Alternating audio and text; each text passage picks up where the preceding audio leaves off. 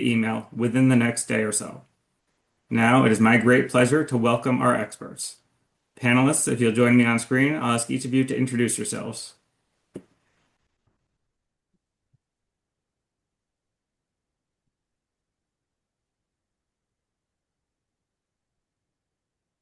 And start off with Paul. Thank you, Ben. Pleasure to connect with all of you today. Paul Douglas. I'm a partner at Eisner Amper. I lead our firm's cyber risk practice. As it relates to AI, I'm a lifelong cybersecurity and data privacy practitioner. And so certainly we are spending a lot of time today as it relates to the cybersecurity, privacy, and strategic considerations as it relates to AI. A little bit about my background and who I'm currently serving. I focus a lot with universities, healthcare providers, and very much entities in the mid-market space. So I'm happy to share some insights for what we're seeing in terms of how we are helping our clients adopt AI governance practices and AI strategy. Thank you, Paul. Eleanor? Hi, everyone. My name is Eleanor Kubacki, CEO of EFK Group. We are a full-service advertising agency located in Trenton, New Jersey, and also in Washington, D.C. We specialize in government contracts, B2B, universities, and also consumer goods. Been in the AI game, as I like to call it, for about a year and 4 months, but who's counting?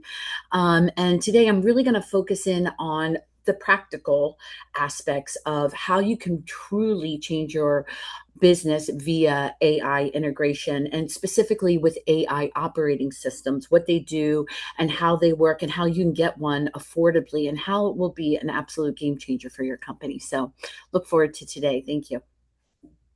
Thank you, Eleanor. Judy?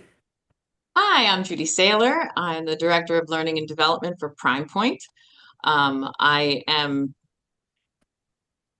going to work towards defining what we can do in terms of our staff and how we can introduce AI to them and not make it be a scary, I'm going to lose my job kind of moment for them.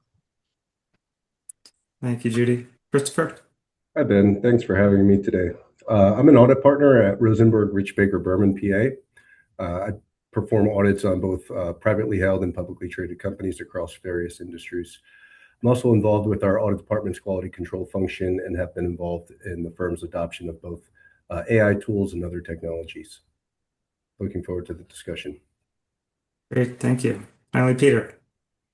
Thanks, Ben. Hi, everyone. I'm Peter Wakiyama, partner at Flaster Greenberg. We are a general practice business services law firm. We have offices in Cherry Hill, Philadelphia, New York, Delaware, Florida. We have mainly a regional physical presence, but we have a nationwide practice. We also help clients with international matters. My areas of practice are intellectual property and technology. I'm also the practice group leader for our AI privacy and cybersecurity practice group. I've been practicing for about 30 years, and I've helped clients navigate earlier technological transformations, starting with the internet back in the mid-90s. Great, thank you.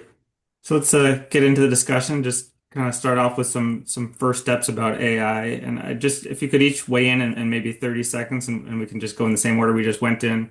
What are your first thoughts, first steps for thinking about AI? Obviously everybody on this call is probably in different stages with their company, but just some first steps you would take when talking to somebody about AI for their company in the way that you operate. Paul? I don't want to speak on behalf of the way everyone at our firm may think. The way I approach it, being a cybersecurity practitioner, is helping scale our governance practices to keep pace with the strategy. And it needs to be in balance. We don't want to miss out on the strategic benefits, the tremendous strategic benefits of leveraging AI, but we also need our governance practices to scale proportionately. That's usually how I start a lot of my conversations, is how we make that happen. Great, thank you. Eleanor? Yeah, for us, when we really started a year ago, it was really understanding what our needs were in the framework of AI. And that was a really transformational start for us.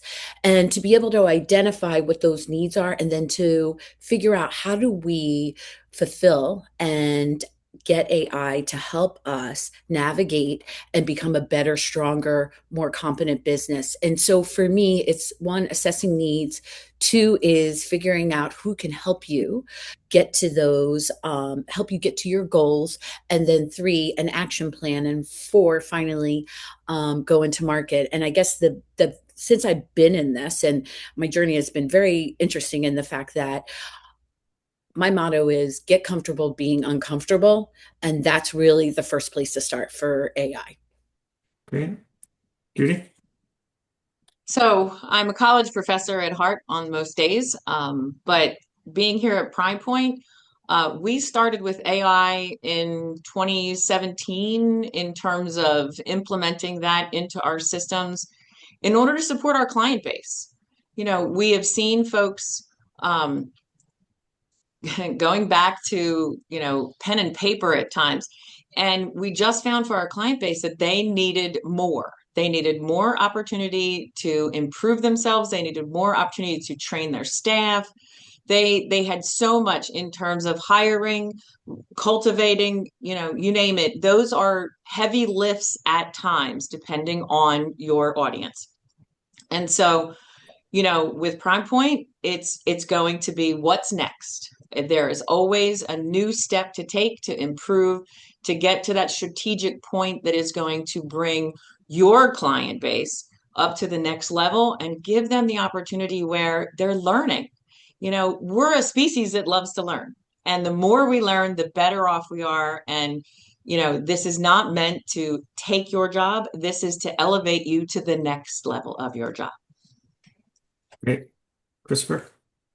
Yeah, I think from my perspective, you know, you're inundated with various tools every day. You see new things coming out, new versions, and it could be tempting to just jump in and grab something that you know might seem appealing at the time.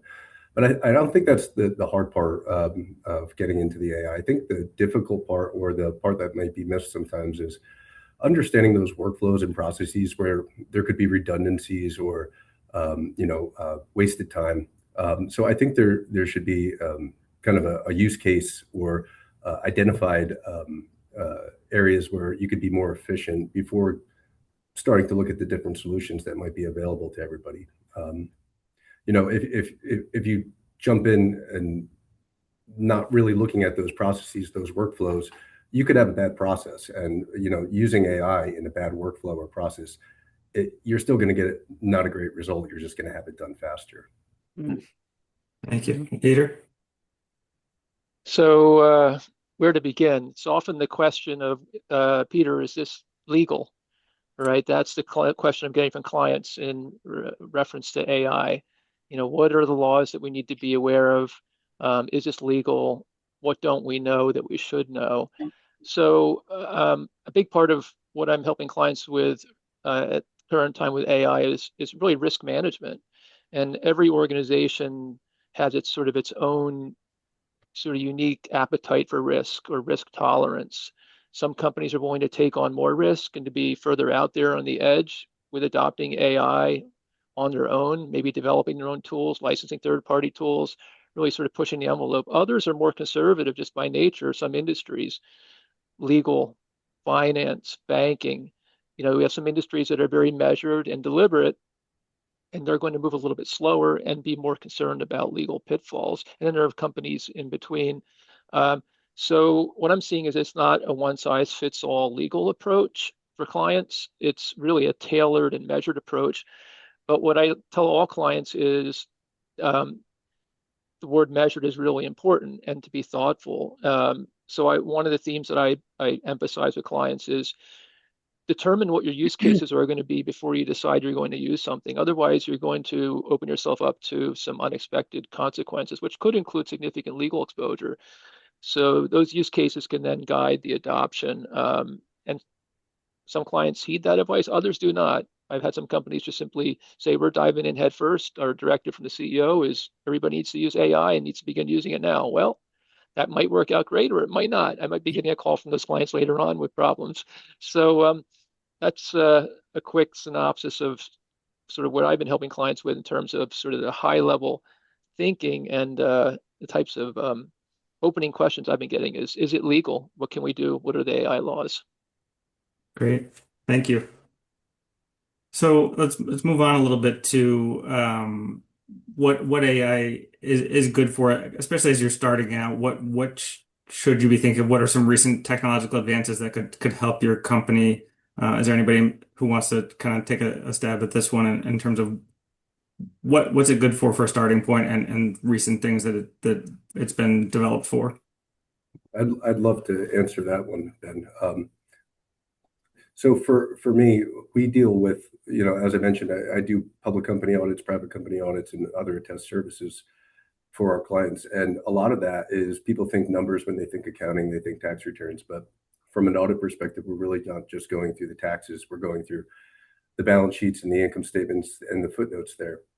And a lot of the support we receive are very lengthy legal documents. I could have a business combination document or an acquisition for another company that's hundreds of pages long. And there's provisions throughout that document that could drive the accounting. So one of the things that I think has been extremely helpful for us is using the AI tools that we have here to summarize that information, pull out key terms, identify if there's any triggering terms that may drive an accounting result.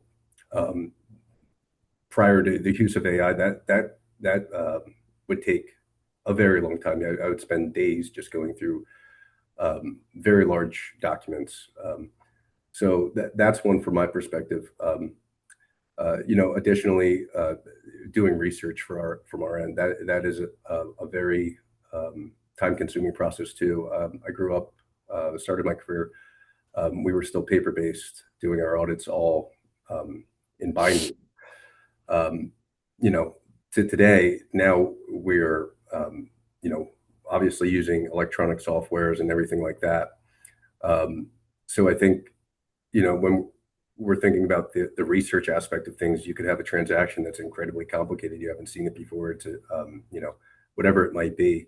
I would spend hours and hours pouring through accounting literature, guides, SEC filings to find some sort of answer to those questions.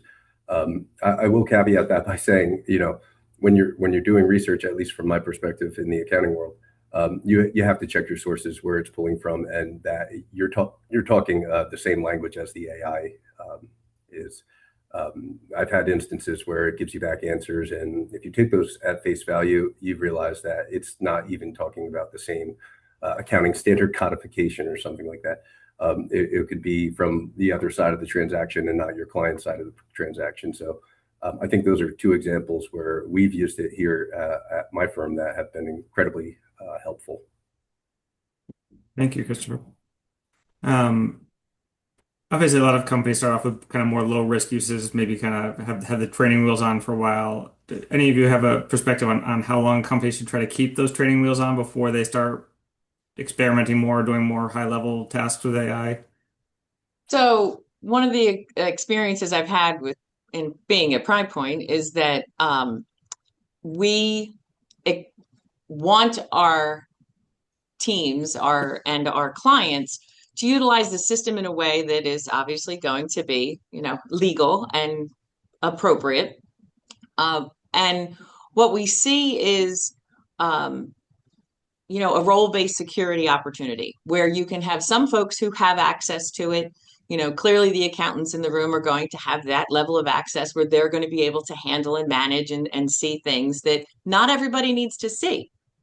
So it is about, keeping the training wheels on as you train your people to utilize that opportunity, whatever the AI might be. It's not always going to be, here's the keys to the kingdom. We've seen those problems in the past. Just pick up the newspaper, or I guess your phone anymore. We don't use newspapers now, so to speak. One of the biggest things that I've seen, though, is that practical application with this. One of the school districts that we support who is a client, one of the first time I went to go and visit them to show them some of the opportunities they could have, what I showed them literally was how to talk to the system and have it develop spreadsheets for them, right? A 2% increase, a 3% increase, a 4% increase.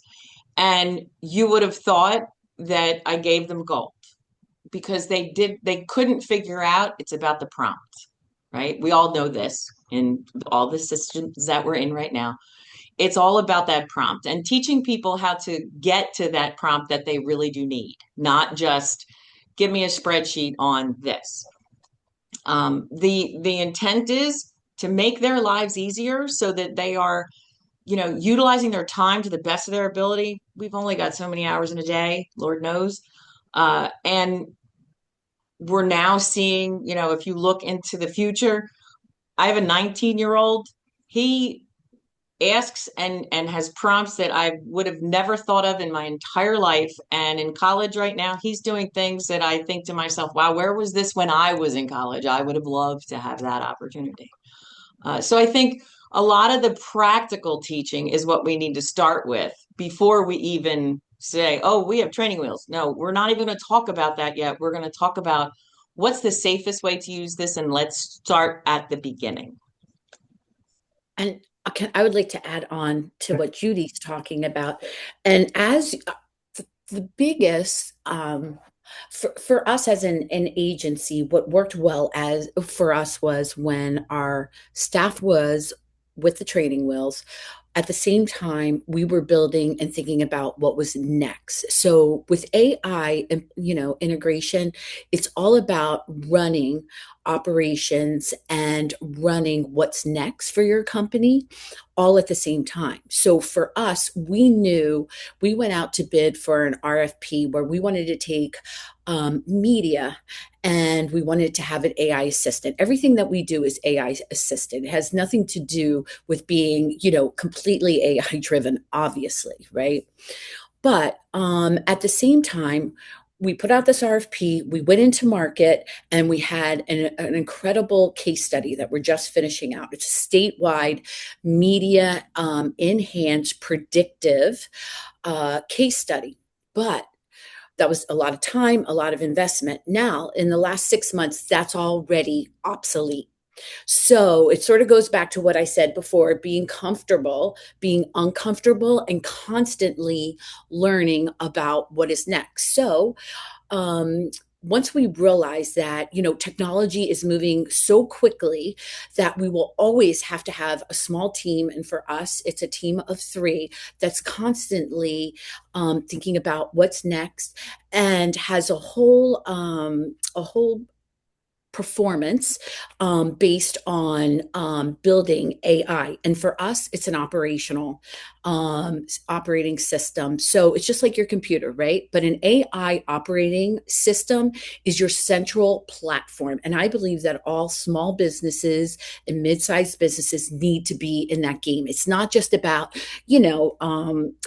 OpenAI or Claude and using that. That's wonderful. And that's the training wheels. But really what is next is building this operating system. And this is an ecosystem for your company where everything is housed, from your knowledge, your data, your workflows, your performance, financials. All your departments can connect with one another, and you can even have a full space for clients. And really what this gives small and mid-sized businesses an opportunity to compete, because the way that we look at it is someone's got to win at this game. And so technology is going to be that resource to help you win in the next few years. And for us, it's all about building out this operating system. Thank you. So Eleanor just mentioned a few different AI platforms. Obviously, there's a large number of them at this point. Some of the ones that people are most familiar with are the free ones like Copilot or ChatGPT, where you can have free accounts. Can any of you talk to some of the problems or risks with using the free AI apps or platforms rather than a custom one or a program you've paid for and have some more ownership in?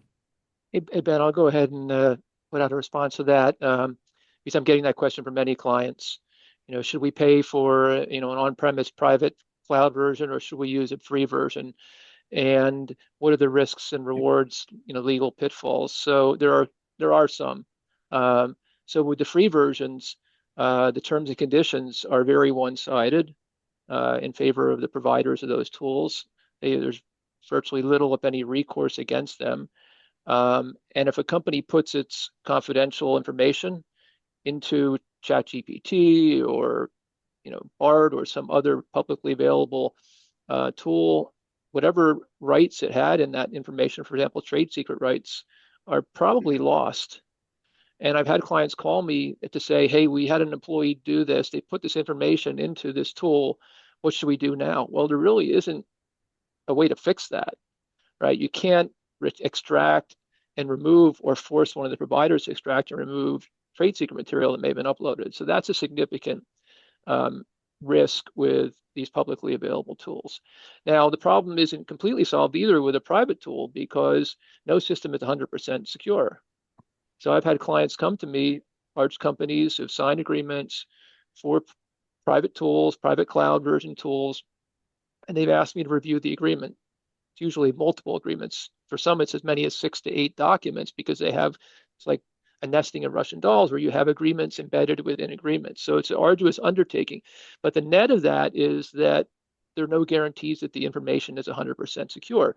So even with private versions, prudence is important with sensitive information. For example, I couldn't imagine Coca-Cola putting its formula for Coke, its trade secret formula, into an AI tool, even if it's a private cloud version tool, because their rights are only as good as what that contract says.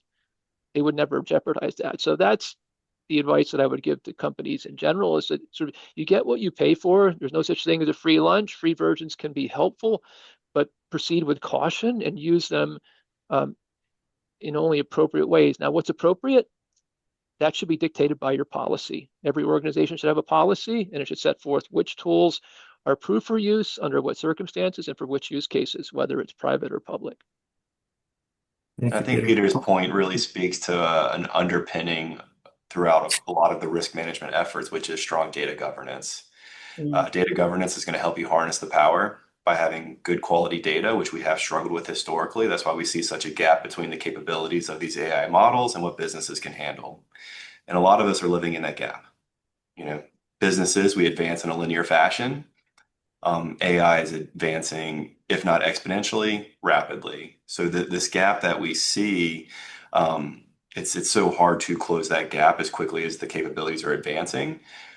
But it does speak to the importance of data governance, data classification. In the same way, you have tools and technologies today that you have, hopefully, some form of data classification of what can go where. We need to apply that very much to our AI tools too, which brings me to a point that I like to remind a lot of the folks that I talk to about is these risks aren't necessarily different.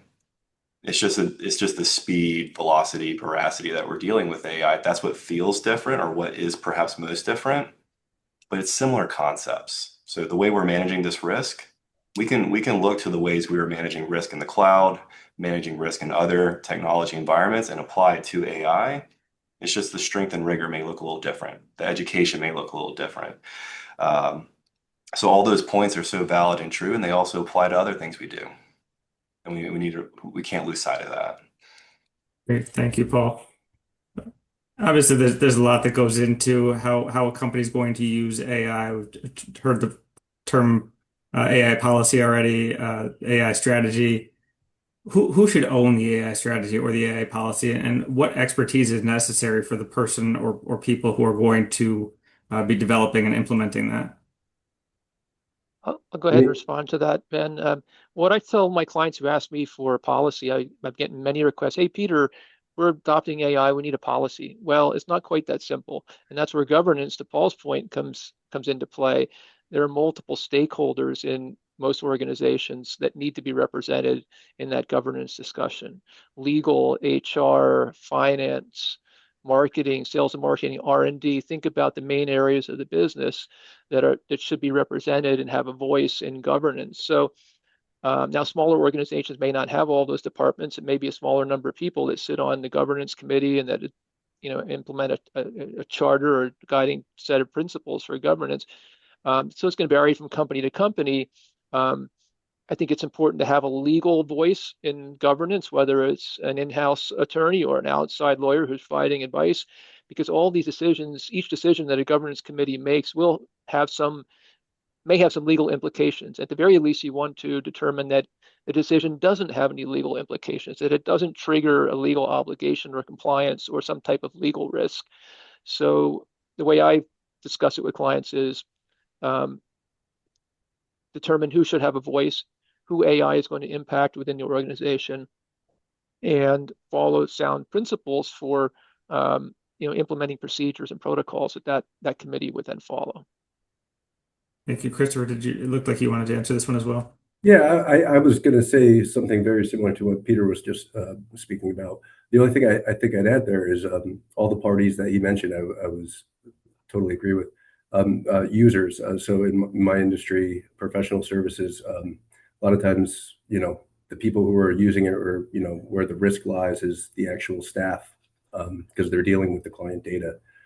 So having a champion or a professional from the actual workforce that are actually doing the operations of the company. So there's perspective as to what can be used or what people are actually using it for. There might be a presumption that if it's just legal and finance and all those parties that Peter mentioned, there might not be an understanding of how it's actually being used in organization. And so I think having that one additional person who's actually doing the work, at least from a professional services standpoint, makes a lot of sense. Perfect. Thank you. Judy, did you want to weigh in on this one as well?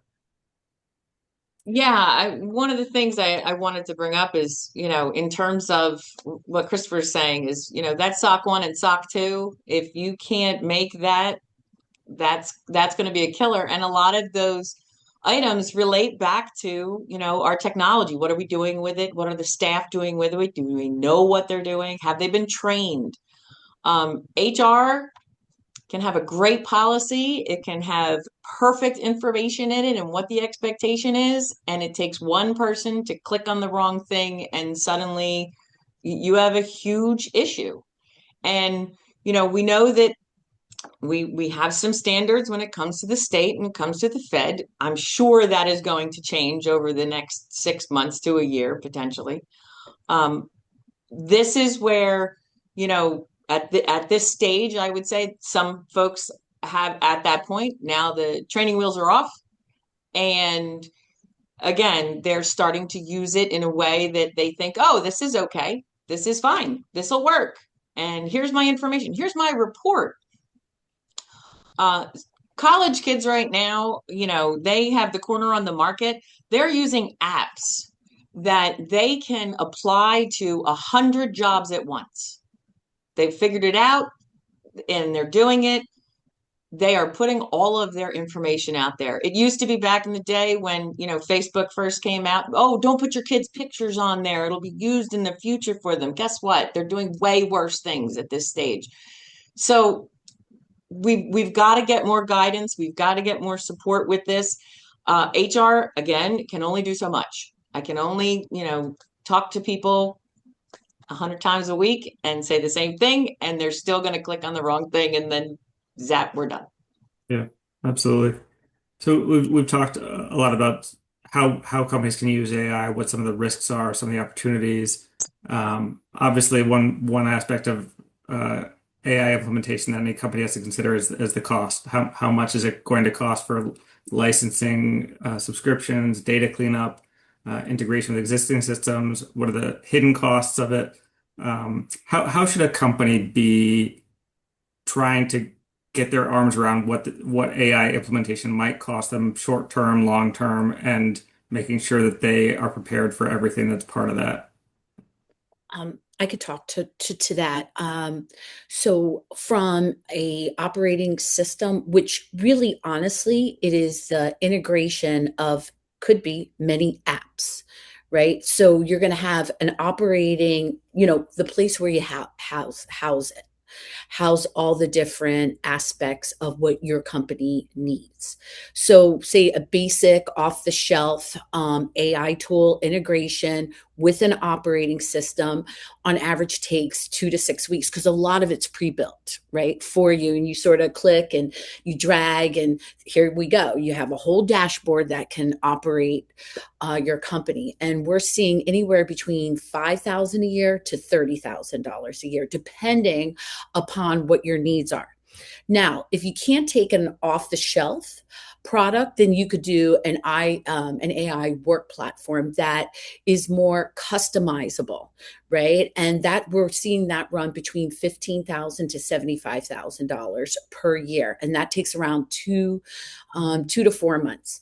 And then you can do a fully customized one, as we are doing right now, and those costs are running between $75,000 to $200,000 for initial setup and first year build. And they say 4 to 9 months, but we're really on, I would say 9 to 12 months. And once again, remember, as you're building or deciding which pathway, realize you always have to be looking in the back to make sure that other and newer technology isn't catching up. But I think that's a really good structure and budget that really was helpful for us, and we are staying within those confines. Great. Thank you. Paul, did you want to weigh in on this one as well? Yeah, sure. I think a lot can be learned if we think back 15 years ago when we first started meaningfully moving to the cloud. It was hard to imagine at the time that we would completely abandon our on-premise data centers or the co-location facilities we were in and host the vast majority of our resources in a cloud. And over time, that's exactly what happened. But what we also found is the initial promise, if you think back 15, maybe even 20 years ago, when we were first making those steps to move our infrastructure into cloud environments, the idea was it was going to be more cost effective. We'd be losing out on that CapEx that we were maybe depreciating. I am not a CPA, but I work with a lot. And so we moved from more of a CapEx model to an OpEx. But what we found in the end is it wasn't necessarily cheaper, but didn't mean it wasn't valuable. So instead of being in the business of supporting a data center, we were now spending relatively the same amount today in modern day, but it was freeing us up to think about other things from a resource standpoint. So from a human capital investment standpoint, we were investing in different types of resources. I think we're seeing a similar trend with AI. I've been sitting in a lot of boardrooms. Think about 12 months ago, the idea was, hey, these agentic capabilities are net of it all going to reduce our labor cost. Well, the primary AI service providers, they're going to continue to evolve their fee structure. And we've already seen that multiple times in the past 12 months. And we've even seen it on our usage cases where 12 months ago, we were like, go baby, right? This is a highly affordable mechanism to integrate into our services. Well, it's becoming more expensive. And so I give that example of when we were first migrating our on-premise infrastructures into the cloud, there was this idea that it would be more cost effective. And in some cases, yes, some cases, no, but it freed us up to do other things. I believe a similar story is playing out with AI from a labor cost standpoint. Perhaps net of it all, we will find that some of the agentic use cases are maybe more cost effective, but I don't like to think of it that way. So I'm a lifelong consultant. Please don't hold that against me, but I've always seen the world as the professional services triangle: good, fast, cheap, or the speed, cost, quality dynamic. You can never have all three. And with AI, there are these theories that perhaps we can have all three. Perhaps we can have really fast, high quality services at a cheap cost. I think it's still to be seen. It's still to be seen. So I think about this more of, it may end up being cost neutral in the end, but it's going to free us up to drive other things. And it's going to be critical for pushing our quality and the speed at which we produce whatever business we're in, whatever product, whatever service you're in. I think the greatest opportunity is to increase the quality, increase the volume, and we'll see from a cost standpoint what it does in the end. Paul, real quick, I think this is the biggest business revolution we've ever seen, right? Right now, we're seeing just at the lowest implementation, and this is Microsoft's stats, is that we're seeing a 25% faster work coming out of staff, 40% higher quality of work, and we're seeing 64% better innovation. And the reason why is if we use AI to do all those tasks, those redundant, tasks, then the humans can focus more on the bigger scope of work. But I think as a company and as an economy, that there will be an AI driven economy that it is unbeknownst to us what that looks like. But I have to say, productivity just on our agency alone has definitely been around 22% more efficient. So I just wanted to sort of say, I understand what you're saying, but I think it's very much bigger than any of us really know at this point. Yeah, and I think we're kind of speaking in terms of how far can we push the boundaries of the triangle and have all three, Right. the Yeah. speed, quality, cost dynamic. Does AI now, for the first time, enable us to have all three things at the same time? Yeah. Thank you. I want to shift a little bit to talk about some of the rules of the road regarding AI usage and implementation. First we could start off with, what New Jersey specific regulations or federal regulations do companies need to be aware of when they're starting to adopt AI or be aware might be coming down the road as AI usage potentially becomes more regulated than it is right now? Anybody want to take a first crack at that? Peter? I'll go ahead, Ben, and give you my legal perspective. Well, much like the current status of privacy law in the United States, it's a patchwork quilt, right? We have states that are interested in passing AI privacy laws, for example, that might relate to, employment decisions and the use of AI or healthcare services in AI. We have, the current federal administration issuing, orders and directives and trying to exert its influence over the states and preventing the states from implementing laws. So it's very unsettled right now. And of course, we have the courts. The courts are dealing with issues, AI issues. There's litigation against AI companies right now, copyright litigation, high stakes litigation. Obviously, they've captured and skimmed and scraped tons and tons of content. I mean, that's what a lot of the AI tools do.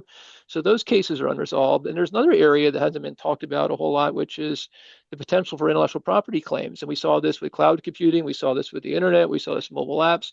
And we're seeing this in our practice of law. Companies are filing patent applications. Large companies are trying to stake out their claim, so to speak, to AI technology. So once those patents start to issue, there's likely to be patent litigation against the developers, maybe even some of the users of these tools. So there's a lot of uncertainty, I think, in terms of legal landscape. That's not to say the company shouldn't proceed in the same way, to Paul's point, the companies didn't embrace the cloud, that companies embraced mobile, that back in the late 90s we had, the dot-com boom and then bust. But there will be winners and losers, and the legal landscape, unfortunately, is very unsettled right now. And I think it's going to be that way for a while until we have a Congress, perhaps, that decides it wants to focus on this, but I'm not going to hold my breath on that. Yeah. So I think it's just going to continue to be a patchwork quilt of laws, statutes, regulations, industry-specific regulations, and case law. And then, of course, contracts are really important. A lot of what a company can do to protect itself from legal risk can be addressed through effective contracting. Day-to-day contracts, it's contracts with the service providers, it's contracts with the parties that are providing the data. We talked about data earlier. Data is a real big piece of AI. Without data, with data strategy, data assets, good data hygiene, AI, the full promise of AI, I really, won't happen unless companies are efficient and effective with their data practices. Any other thoughts on regulations, both at the state level or the federal level?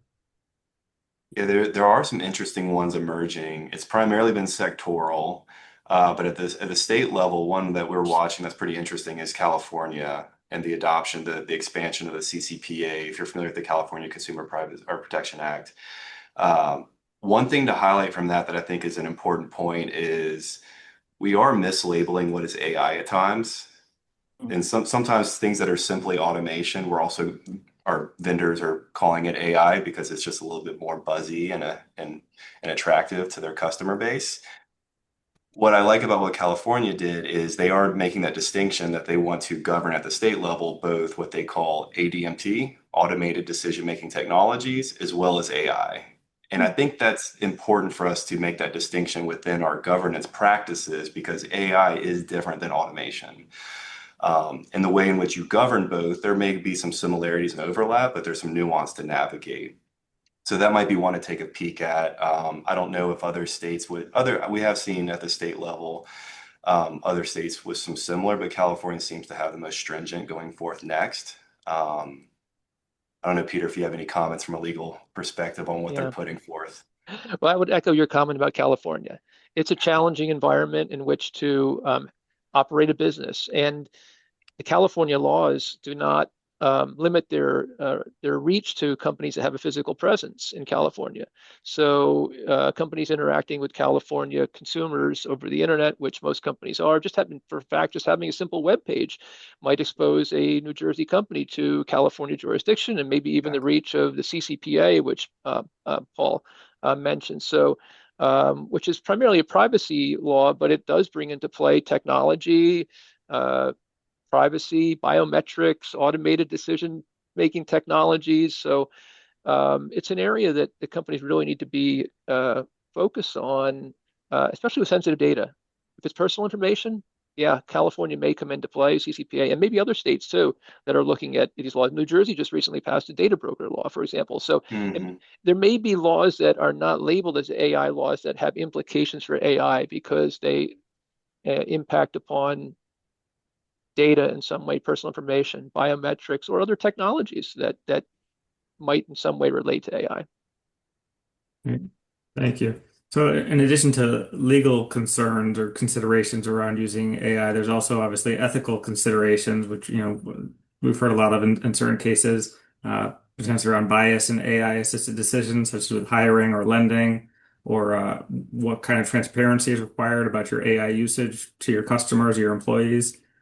So what should companies be aware of, and how should companies be navigating the ethical challenges of using AI for their business? Judy, do you start off? Sorry, go ahead.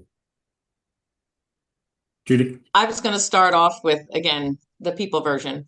And not that the AI person is not an issue. We learned from the Amazon issue in 2018 that you can't just let the AI make the decisions. It's going to do the right thing. The AI left women out. It said, well, when we looked at these data points, these were all the people that were hiring. They were men. So anybody who was a woman was nixed off that list. Granted, it was 2018. We've learned from them. However, here at Prime Point, we do hundreds of hiring. We have to have someone who is specifically assigned for whatever company it is to actually pay attention to the applications. You can give it, I'll say, guide rails in terms of hiring, right? I'm looking for somebody who can drive a vehicle. I'm looking for someone who has this credential. I'm looking for someone who has this level of degree. That's great. We still need the human eyes to stare at it and go, okay, does this person meet what we've asked for? And are they the right thing? Whatever that might be. It's all about the people when it comes to the hiring piece of it. And hiring isn't just, I'm hiring you, here's your job. We've all lived through how many orientations at companies and where we've worked. And, most of us have been working for a really long time. We know how this goes. We're bringing in, the next two generations are starting to work for us. They didn't have the situations that we did. You didn't sit across from somebody having a conversation. Now they're putting an application in. They're putting hundreds of applications in if they use the right apps.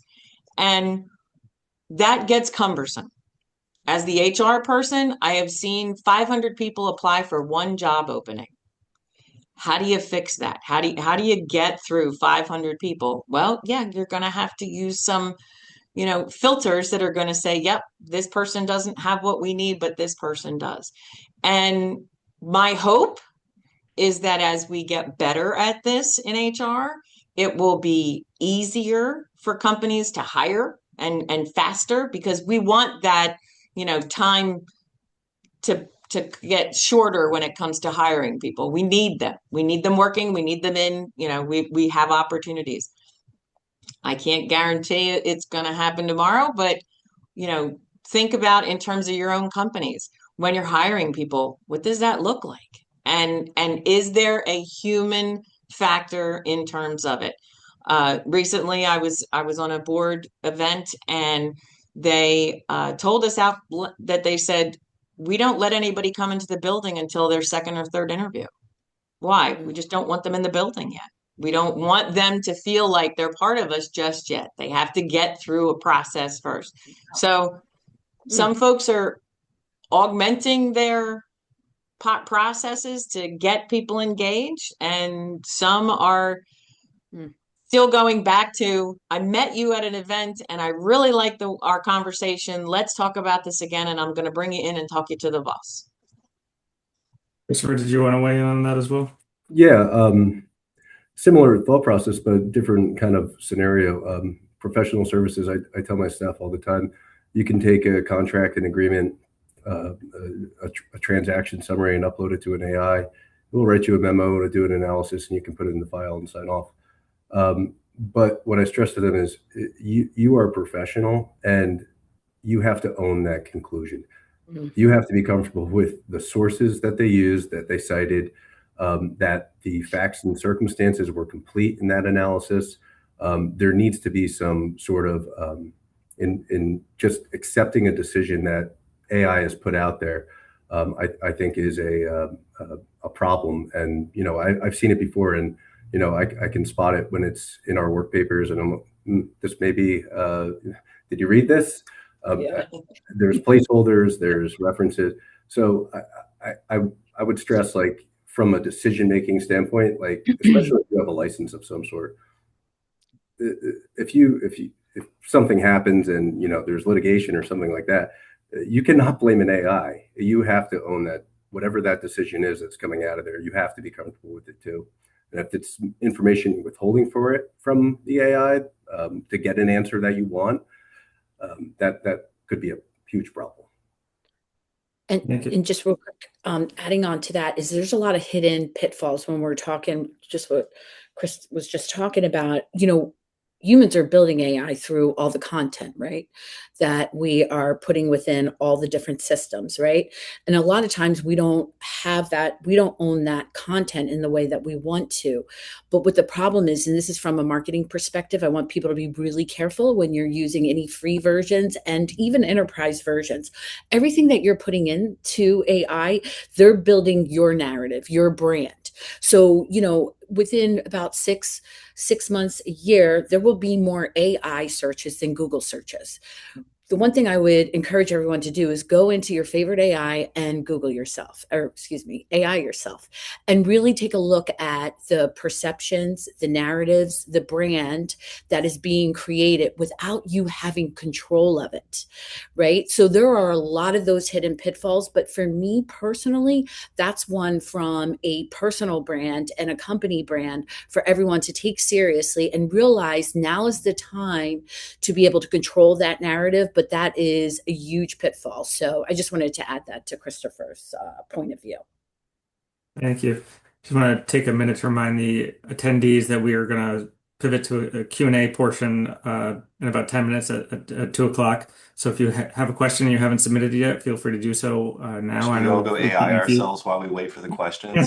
There we go. So we got about 10 minutes left of the planned topic, so I want to try to get through as much as we can. So, one thing we've talked about a lot of risks and challenges. One thing we haven't talked about yet, and I know is a big concern as companies start using AI as cybersecurity. What does this do to your cybersecurity risks, exposure?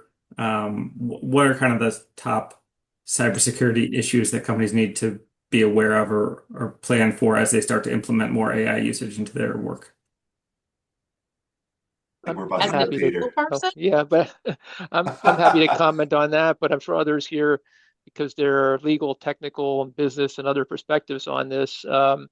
Look, it's a problem. It has been a problem, cybersecurity. I think it's only going to get worse because we know the bad actors, the threat actors, they're leveraging AI to their benefit right now. And it's becoming more difficult to harden systems effectively because AI, it's like any tool, it can be weaponized. And it's being weaponized. Deep fakes, other phishing, sophisticated impersonations. It's a real problem, and I get calls from clients after these incidents happen. So we're helping with incident response. We're working with consultants, perhaps Paul's firm and others, on investigations and forensics and other sort of things that have to be dealt with after an incident occurs. It's so companies that are investing in AI and adopting AI need to be at the same time giving appropriate attention to their cybersecurity posture internally with their experts and planning for unfortunately, those data incidents that will occur. I mean, it's happened to all, if it had to happen to anybody on this call, I would be surprised. So incidents are going to continue. So proper planning is really important. Business planning, technical planning, and legal planning.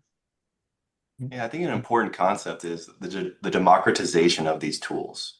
So the good guys have access to the same tools that the bad guys have access to. So we all need to run toward that and recognize that. It hasn't always been that way. You used to have to go out to the dark web to get some of those really, malicious programs and payloads that the ransomware operatives were using over the years. Well, now we have access to the same tools in a legal way. And now there's still the illegal tools that are out there. So lean in. So for the good guys, those who are in this webinar, it'd be interesting if the bad guys were also listening, but I assume it's mostly good guys that are watching this today. Lean into those tools. Use those tools to help harden your environment, to help find where those weaknesses may be, where you need to deploy some patch and configuration management. The practices we have been doing historically are the same ones we need to do today, just faster. We need to rapidly deploy patches. We need to leverage these tools to find those really deep nested vulnerabilities that our traditional tools weren't able to unearth. It's the same principles. We just have to go faster and we have to go deeper because that's what the bad guys are doing. And you need to know who to call when it happens. So that would be my quick advice. If we had more time, I'd keep going, but rapid patch management and use the same tools that the bad guys have. I'll throw one more thing in there, which is employee training, because most of the incidents that I am involved in helping clients address are the result of things that were missed, just people trying to move too fast and missing the obvious, signs, whether it's phishing or some other scam. So, training is an important part of AI adoption, in addition to the policy and governance. Can't overstate, I think, the training aspect. Any other thoughts on cybersecurity, Judy? Yeah, the number one thing that I always go back to is an experience that I had where an individual received an email that said, please change my direct deposit numbers. String of numbers there. That person did the change, right? Because she assumed it came from her boss. It did not. That person got that individual's paycheck because of the way a system works. Our number one problem is often our staff. And I'm not going to lie, I could be one of those people too, right? I read an email and I go, oh yeah, click, click, click, click, click. We have to take a minute and read things and look, especially when it comes to certain topics, right? Money, information, things that are important to people, right? Your social security numbers, like all of those things. We need, Peter said it, we need our staff trained, and we need our staff to do their due diligence to protect themselves and their companies that they work for, because that's the only way we're going to get through some of this. Thank you.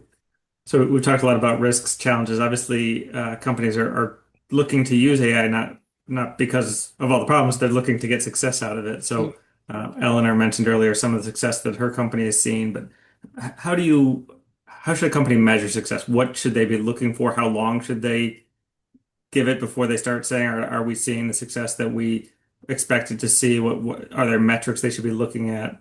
Eleanor, do you want to start off with that one? Yeah, for us, when we decided that we were going to go all in and create an intelligence level layer for our company, it really was understanding what the problems, what the solutions needed to be, and how to put the people first, right? And then really have a place where you have your data, your workflows, and all those decisions.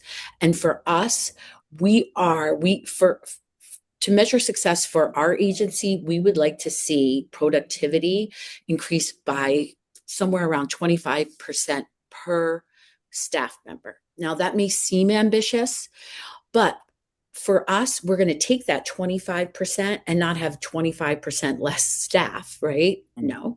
What we're going to do is take that 25% of more time per employee and rethink how we use it. And for us in the creative field, well, one, we're going to be able to do more video. We're going to be able to do more content. We're going to be able to do more social. We're going to be able to do things at a bigger, more substantial level for our clients. So for us, the increase of productivity and the increase of having more time to do better, more thorough work is a winning combination. So for us, that's how we will predict success. But one last note is that what I have learned is as we onboard staff and also processes for my organization is that the workflow and the productivity definitely goes up and down because as someone said, you can go down a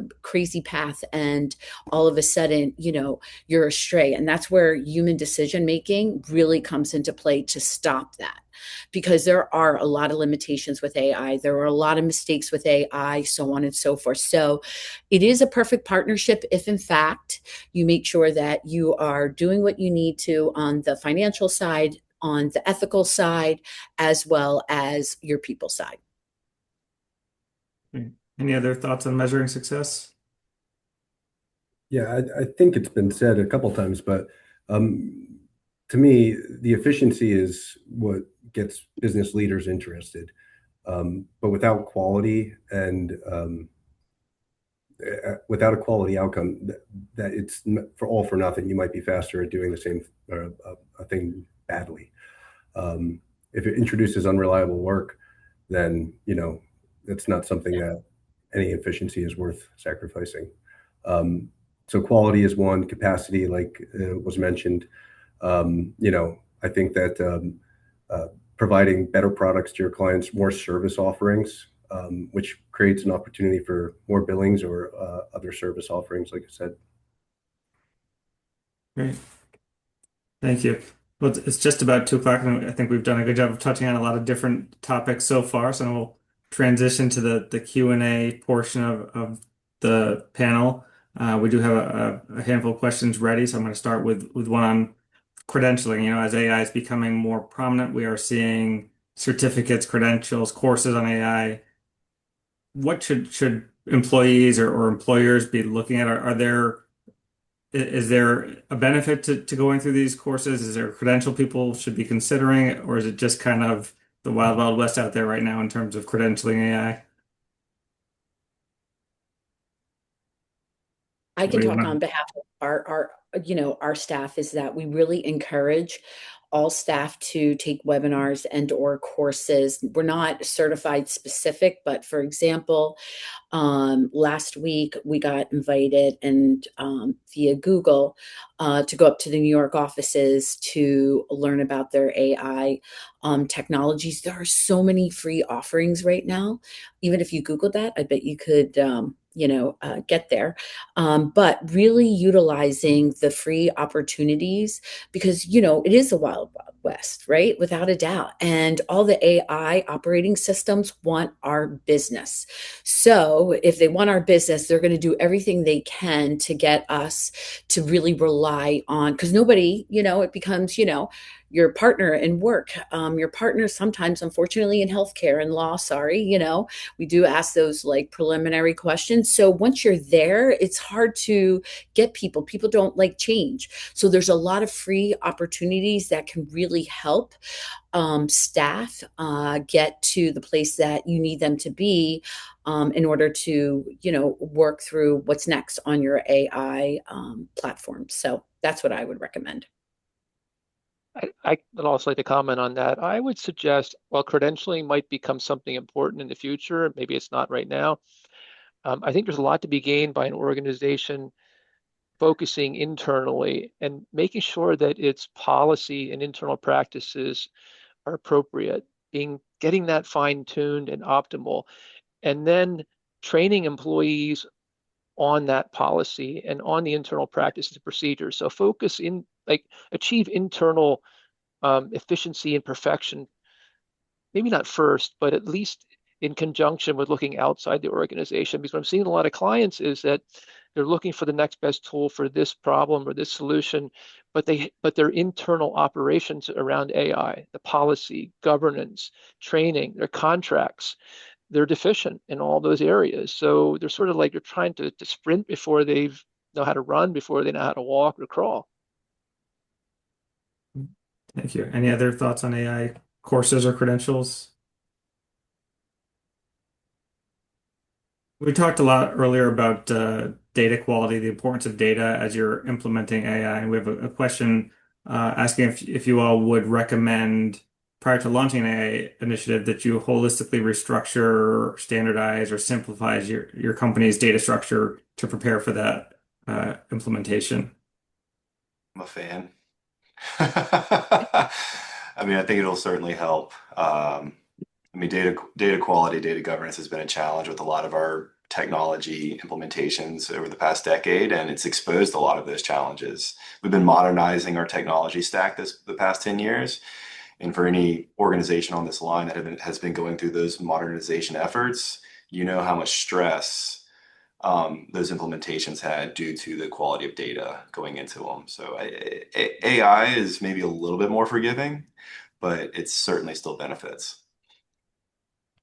I'll add that there's an important legal byproduct to improving data quality, and that is improving the value as an asset, as an intellectual property or intangible asset.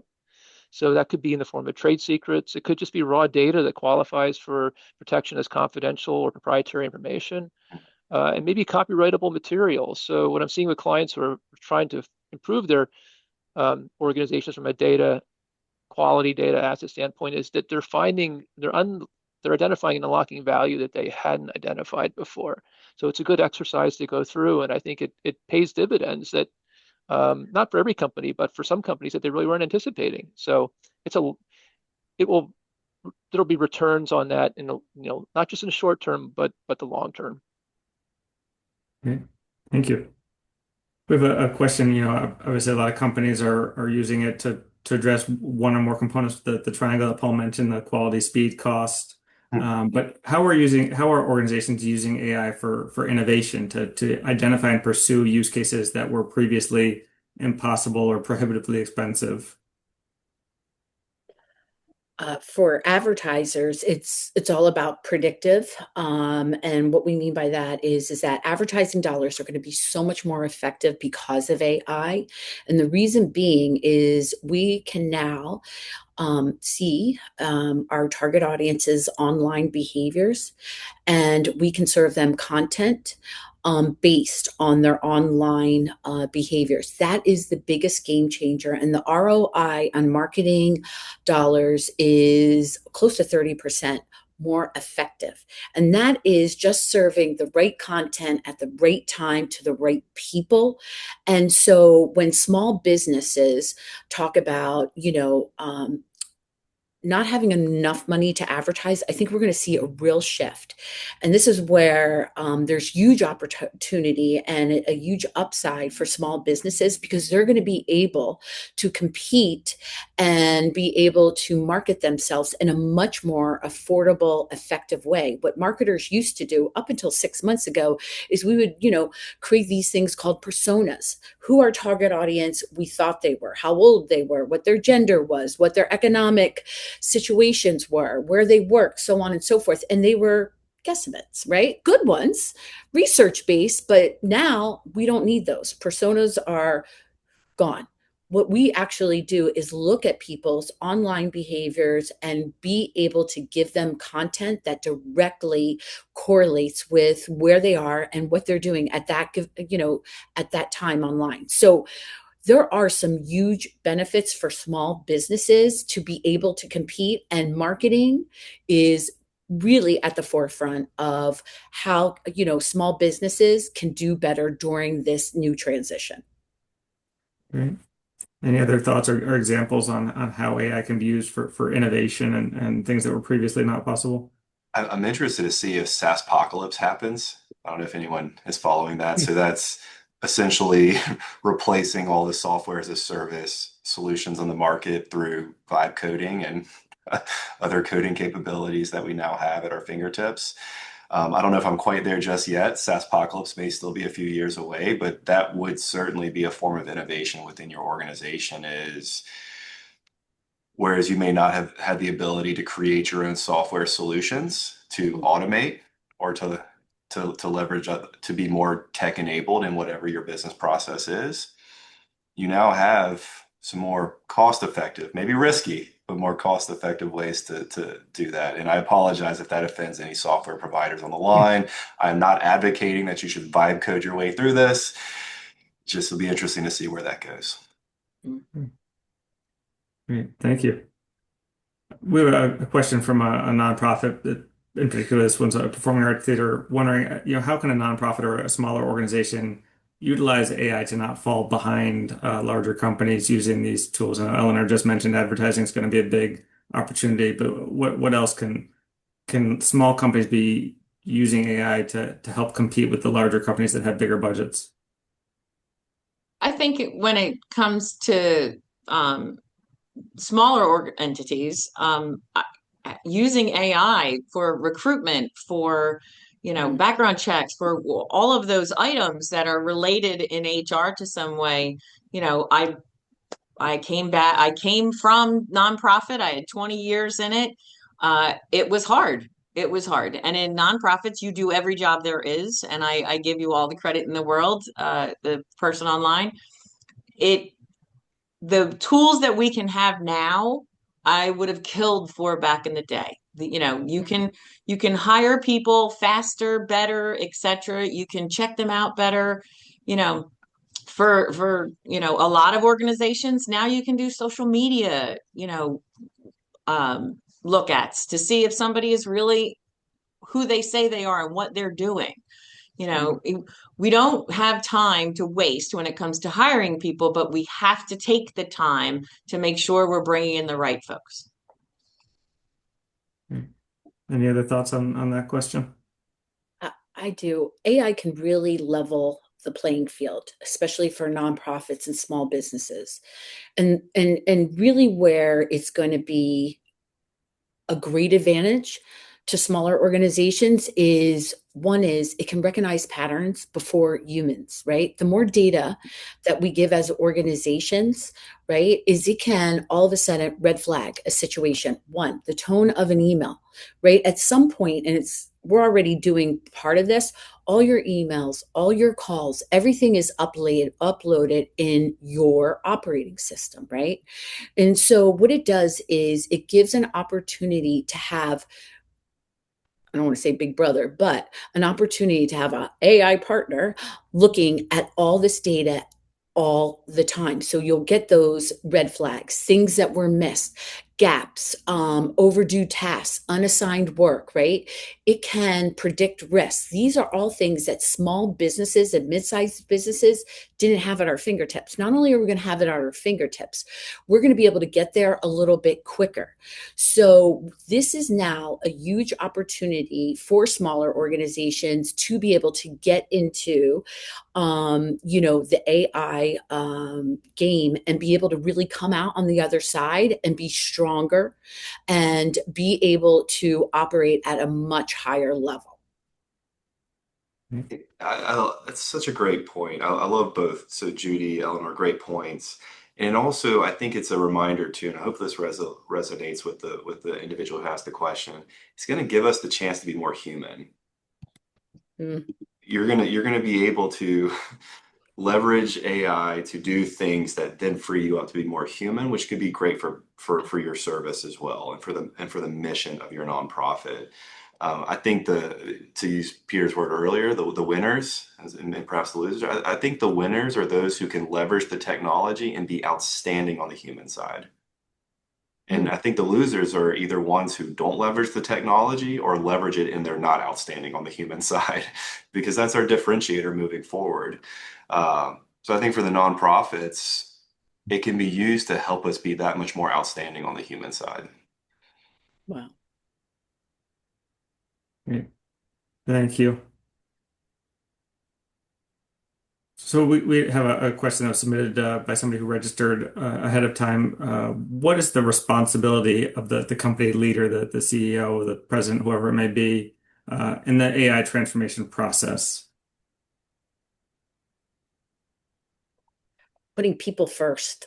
For me as a CEO, putting people first. That is my number one directive. I feel a huge responsibility because of these vast changes is that we keep people employed. I know we all say, this is just going to help with efficiencies. It isn't going to, hurt the labor or the workforce, but I'm nervous about that. I'm not going to lie. I'm nervous about that. So my number one job, and everyone knows this at the agency, is making sure that we all have jobs and making sure, to Paul's point, is that, putting the human aspect is our greatest asset, right? And that's an odd statement, but it's a true statement. And as CEOs, we have to make sure, or just basic business leadership, is that we are following an ethical and a strong course of action that protects our economy and also, more importantly, protects the worker. So for me, it's putting people first.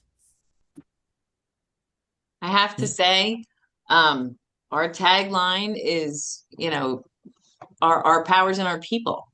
Yes. We have 100 people that work here for Prime Point. The bulk of them have been working here for 30 years. People don't leave Prime Point. And, through good economies and bad economies, they kept working to make sure that the people were available and here and able to stay in their jobs and work, fulfill themselves. Not everybody has that chance. I'm not going to lie to you. I am retiring from this place at some stage, but I love it right now. But it's my place. And I love what you had to say, Eleanor, because, being in HR, it is always about the people. Mm-hmm. And, there are times, maybe you're not the right fit. Okay, well, then let's help you find the right place to be. It just because you apply for a job and you get it and maybe it's not your thing, it's okay. We can work with you for those things. But it has to start with the people. And if you start there, our executive director, I've watched him, he's an owner, we're a small, family company. I've watched him get on the floor and help people with their paperwork. He's an executive director in a three-piece suit who I'm looking at him like, what are you doing? He cares. And all of our owners care. And so, we're not a number. We are the people that come every day and want to be here and want to work. Mm. Any other thoughts on what the company leader's role in the AI transformation process should be? And I'll comment that what I'm seeing with some of my clients is that, and empowerment is one of the words that I would use. Like leaders are intentionally want to empower their teams to, in the form of a governance team, for example, to be innovative, be creative in a measured and balanced way. So, I think that's an important characteristic of an organization that's going to succeed with AI is where the leadership is embracing, not afraid of it, but also measured. I used the word measured earlier on.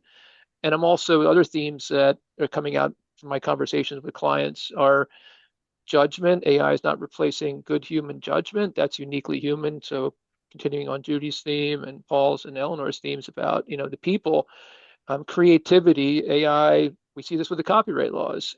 You can't protect under copyright the output of AI because it's not human authorship. So there are things that are uniquely human that I think organizations and what good leaders will do is still emphasize the importance and value of those attributes and those characteristics that I think will make the adoption of AI more efficient and better within an organization, right? To not see it as like a replacement of those things, but something that's going to complement and enhance, to Paul's point, the people and those attributes that are uniquely, human.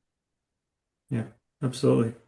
We actually have a question that I think builds nicely on that concept of it's the people that differentiate which companies are going to be successful in their AI usage. And so the question is, as AI becomes increasingly capable of answering questions and generating content, what do you believe will become the most valuable, uniquely human skill that organizations should invest in over the next 5 years? I think in terms of the HR things, we really need to teach people how to make good judgments, make good decisions, coaching, ethics. We don't necessarily know everyone's background when we're hiring someone, and we all know that people don't leave good managers. They leave managers who are not good to them. And so, we need folks to be on the right side of that. This is, you have to have empathy. You have to have a positive culture in the workplace. Nobody wants to go to a place where people have their head down and they're just looking in their computer and they're not talking to anybody. That's not the kind of place that I would want to work. I can't imagine anybody else wants to work there. It is about the people, and it's about how do we work together, because this is still a team sport. Yeah, I think I'd add to that and say one of the concerns that we've had is, you have entry-level staff starting. And one of the concerns is if some of these routine tasks or, things that could, be done leveraging AI, how do these entry-level professionals, how do they learn, and how do they actually understand what they're doing? If it's a prompt that they're putting in with an instant result, how are they going to be able to evaluate that result? So one of the things for us is we're not back. AI is an important part of our business now, and leveraging it and making things more efficient.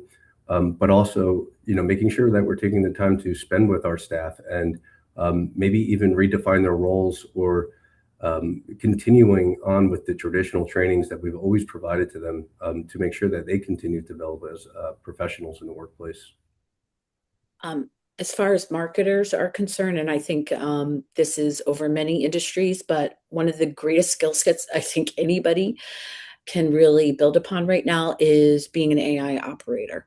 And what that means is the people or the staff that learn to manage AI and be able to use many different forms of AI, because every AI software program gives you different perspectives, gives you different outcomes. And it's really important that people understand that is a skill set. That is a talent. And that talent is going to help organizations grow. So if somebody's just getting out of college, and I've actually said this to a couple of people, recent graduates is they're nervous because, marketing, we're pretty vulnerable. And they ask me, well, I just went to school for 4 years, so what can I do? And I say to them, be a leader in AI and AI operation, and bring that to an organization. And I think that will really help people be able to, do well during all this transitional time. So AI operation. I would add, drawing from earlier technological transformations, the internet, wireless, mobile, cloud that Paul mentioned earlier, innovation, what I've seen with my clients over decades, the ones that have been successful, that are still in business 30 years after I started working with them in the 90s, it's that they continually innovate, they're not complacent, and they collaborate. They're really good at collaborating, both internally and externally, strategic partnerships. So just sort of having that eye for opportunities that others can't see. And I don't think AI will see all those opportunities. So I think, those are the themes that I would think about as an organization for growth and longevity. Great. Paul, did you want to weigh in on that one? Just an interesting thought kind of crossed my mind is thinking about the next generation coming up as we were talking about college grads. So my daughter's 14. She doesn't like AI. Her friends don't like AI. You listen to these commencement ceremonies at universities when AI is mentioned. Sometimes there's these resounding boos that take place. I don't know what that translates to as these folks make their way into decision-making positions later in life. Maybe it's too late at that point. But there is a bit of a rebellion too amongst the younger groups. Now, my 14-year-old daughter, she just wants to live in a world that's genuine and real. The college grads, they want to have job opportunities. And so I don't know, maybe as they move into decision-making positions, they see it differently. One to watch. Not to go off Go not to go off on a tangent, and I see that with my children are a little bit older than Paul's, but all this is possible because of the data that's been captured and harnessed, and like we're all contributing to that data lake, right? So whether we embrace the AI or not, even our younger, generation now, they are drivers of that, in whether they know it or not, whether they recognize it or not. Point. Right. I think one last question. We've touched on this a little bit, but I think a lot of people who registered have expressed interest in this topic, which is how can we fully utilize AI without worrying about compromising confidential information? And what tips are there for how to keep your company protected? I'll go ahead and do the first response to that. Maybe others. Really important for an organization to identify its critical confidential assets, and to have appropriate policies in place. For example, it might be a trade secret policy where if you're Coca-Cola, you have a policy that the company follows for the identification, protection, and limited disclosure of trade secret material. And that material should be hands off. That should never, under any circumstances, find its way under a sound policy into certainly not a publicly accessible AI tool, and maybe perhaps not even an internal private AI tool. So it's really important to come up with data classifications and to identify that information specifically, carefully, thoughtfully, and to update it over time. I tell clients, look, we just went through the process of putting in place and designing a bespoke trade secret protection policy. You can't just put it on the shelf and let it collect dust. You need to train people on it 2 times, 3 times a year. You need to update it, and you need to keep careful inventory of your data assets. And that, until a company does that, there's going to be an inherent risk that something's going to be inadvertently leaked or disclosed into an AI tool that results in some type of loss or problem. Peter, is it true that if you buy enterprise versions, specifically with Claude, then you own all your information versus having the free or the $20 a month versions, especially with OpenAI, is that it becomes, open source data? I was just wondering, is there some protections for small businesses that they can do, like an enterprise level application? Yeah, the enterprise versions are generally safer from a data ownership and rights preservation standpoint. But I would say this, they're not perfect because there's a sort of the practical risk of you're entrusting someone else with your information. So even if the contract says you're not relinquishing any rights, you may be putting information at risk that you would otherwise not want to put at risk, right? So it's more of a security and cybersecurity, and then a recourse question, like what if that that high unlikely scenario occurs? Like, what kind of recourse do you have? Those contracts are very limiting in terms of what the customer will be able to recover if the service provider suffers a breach, or there's a hack or some other incident that results in a compromise of sensitive information. I would add to that what Peter said, as well as um, for enterprise versions like ChatGPT. When you get that enterprise version, it still requires you to modify the settings within the settings there. I believe for ChatGPT, it has something. It doesn't even say share data. It uses a term make the model better for everyone. With that on, even with the enterprise version, you're sharing your data to train the model. That needs to be toggled off. And even with that, would highly recommend going through their IT security, what that actually means, to make sure that you're protecting your client's data or your company's data. Thank you. I'd like to give everybody now a brief chance for final thoughts to the viewers about AI. We'll start with Paul. Oh gosh, tremendous strategic opportunity. Of course, the risk, but don't let the risk get in the way. Perhaps the best closing thoughts I can provide are leverage the technology to the best of your abilities and just be outstanding humans. Eleanor? Well, I love that. I think there's a lot of opportunity. I'm really focused in on small and mid-sized businesses. I think this is just the beginning. And, the genie is out of the bottle. It's not going away. In some weird way, I wish it would, because, we know what we know. We know what our comfort level is. But if we embrace it and we do it ethically, and we really work together to make sure that there are, ethical guidelines, that, our government protects all of our businesses, I think we're going to be okay. But at this point, I just look at it as the wild, wild west, and it's fun and it's different. And there is a lot of success to be made out there. So. Thank you. Judy? Make sure your managers know how AI works in that organization, where AI is used and where it is not. Validate AI outputs and coach your staff. If we're not on top of our staff and we're not giving them the latest and greatest of what is actually going on in our building, there will be consequences that Peter will have to deal with. Thank you. Christopher? I'd say, it can be intimidating, but AI adoption, it doesn't require everybody or every business leader to be an expert in the technology. I think it's more so understanding your operations well enough to identify where there's potential areas for opportunity to create the value, establishing those guardrails, and holding your people accountable for the results that they're putting out. Thank you. And finally, Peter. Yeah, wow, where to start? We covered a lot of territory on this webinar. I would say, it's transformative technology, but don't be afraid. We've been here before.